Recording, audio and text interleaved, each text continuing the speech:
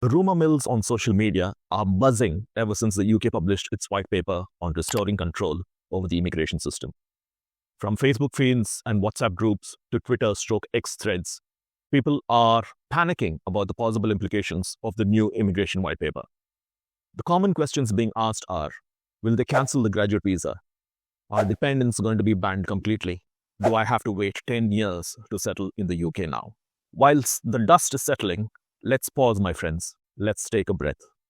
And instead of getting caught up in unnecessary speculation, let's look at the facts. What is actually being proposed in this white paper? Because while I do think that things are moving in a more restrictive direction due to the government prioritizing a reduction in migration, especially for international students and skilled workers, it is still important for us not to jump to conclusions.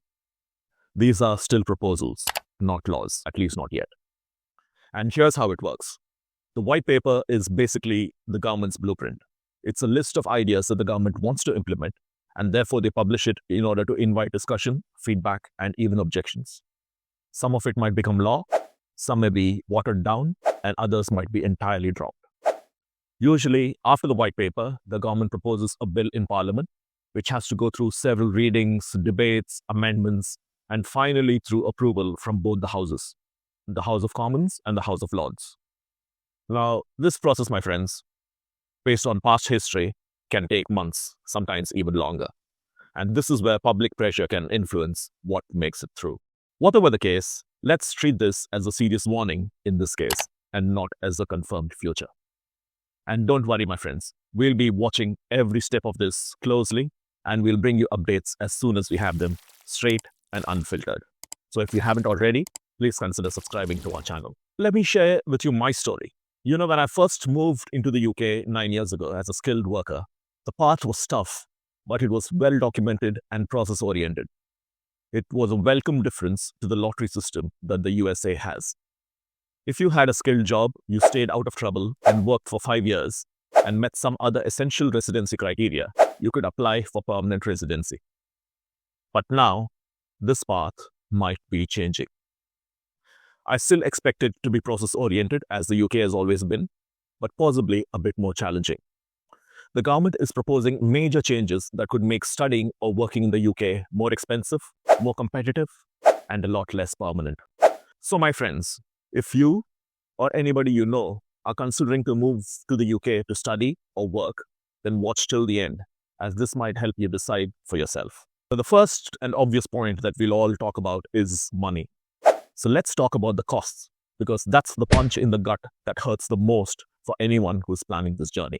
Living expenses in the UK, not only in cities like London or Edinburgh, but everywhere else, have gone up significantly over the last couple of years. Average living costs for a single person living outside of London is now over £1,200 a month. And obviously, if you're a student, that excludes your tuition fees.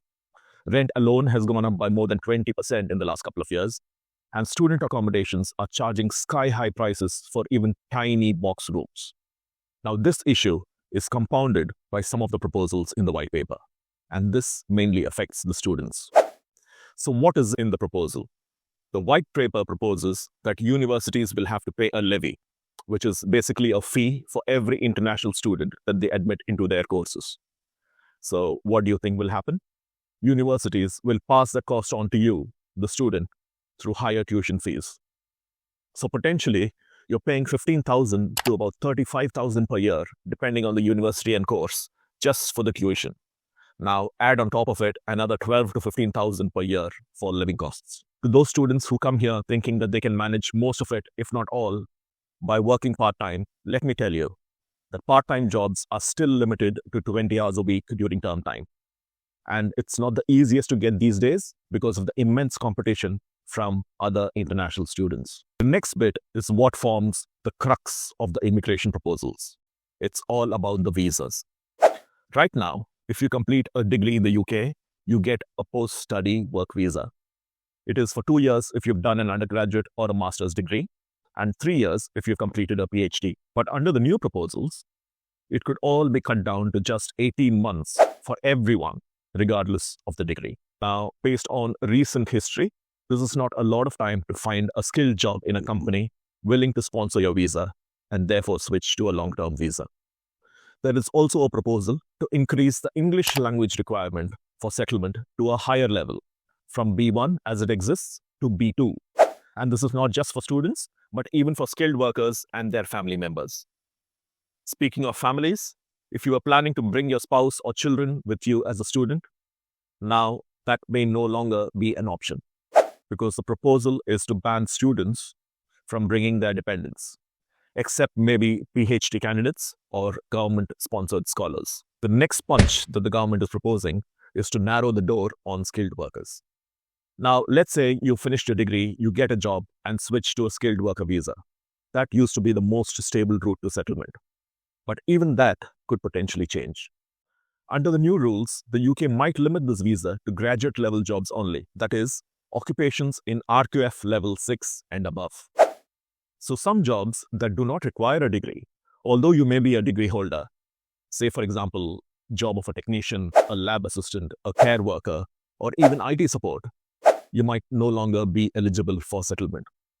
It's not just about having a job anymore, my friends. It has to be a very specific kind of job, the kind of job with a high enough salary and skill level. The proposal effectively is for letting in fewer people, only for what is defined as high-value roles. And my friends, if you're currently on a skilled worker visa in a role that may be affected, please let us know in the comments. If you'd like to share your story with us, we'd happily do it in a future video. And now, perhaps the most controversial bit is a settlement or permanent residency. Until now, if you were on a skilled worker visa, you could apply for an indefinite leave to remain, also called ILR, after 5 years. That is when life starts to feel more stable. It certainly did for me. No more visa renewals, no sponsor dependencies. But the white paper is proposing to increase this from 5 years to 10 years. 10 years of possible uncertainty. 10 years of sponsor changes, visa renewals, and the constant stress of maintaining eligibility. And if you're a student, there is also a talk of removing some pathways to settlement altogether. Now let's be real, my friends. International students in the UK often want to settle and stay in the country, even if they did not intend to do it initially. Now think about this carefully before you make the choice. Now here's the question that's keeping thousands of people up at night, and that's making up the bulk of the conversations on social media. Will these changes apply to people who are already here, working towards their 5-year ILR? As of now, there is no official confirmation. But by the way the white paper has been written, it sounds like yes, suggesting that it might apply retrospectively. But here's the silver lining, my friends. There's a legal precedent that might block that. Back in 2008, the UK government tried something similar on the HSMP visa, that's the Highly Skilled Migration Program visa, to settlement. They proposed a new set of settlement rules that applied also to people who were already on track for settlement. This was obviously challenged, and the High Court stepped in and ruled that it is unlawful, citing something called legitimate expectation. So while the government may still push for some, if not all of these proposals to apply retrospectively, legal challenges are very, very likely. And chances are, as the precedent suggests, that they'll have to make exceptions for people who are already here and following the current rules. Surely, we'll keep you posted on all of it. You might want to subscribe so that you don't miss it when we bring you real-time updates. So now for the big question, folks. Is the UK still worth it? Let me be honest with you. Yes, the UK is home to some of the world's finest universities. While the outlook on the economy is mixed, there are finally some signs of recovery and growth. There are still opportunities for jobs for all of us in high shortage sectors, especially healthcare, tech, finance, and engineering.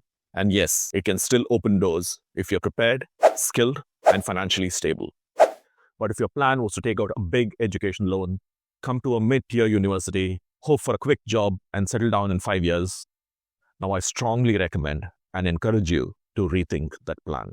So before you apply, my friends, ask yourselves these 3 questions. Can I afford the rising costs of living and studying? Am I getting a degree that gives me genuine advantage, not just in the UK, but as well as in the global job market? And importantly, do you have a backup plan if you don't get a job or settlement opportunities? Sincerely, From a global Desi perspective, just coming to the UK and trying to figure it all out later is no longer a safe strategy. If you're not sure how to assess this, let me know what your situation is. Even if we cannot give you professional advice, we can share with you what is a well-grounded perspective. And that's what we are here for. I know, my friends, that this has been a lot for you to take in, but that's exactly why we created this Global Desis channel, to bring you honest content without sugarcoating any of it, and to help you make better decisions about your life abroad.